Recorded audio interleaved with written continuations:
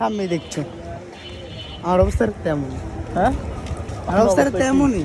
কি অবস্থা আপনার? অবস্থাটা হচ্ছে যে শরীফ ভাই গার্লফ্রেন্ড, শরীফ ভাইকে আচ্ছা আর আওয়াজ দেখুন।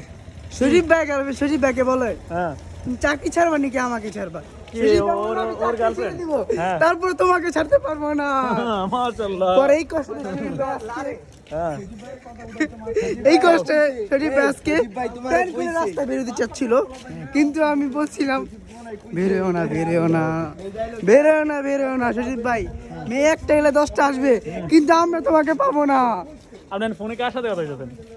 ওই জায়গাটা এই মানিক ভাই শরীফ ভাই আপনি কি কইতে চাইছেন? না ভাই হ্যাঁ?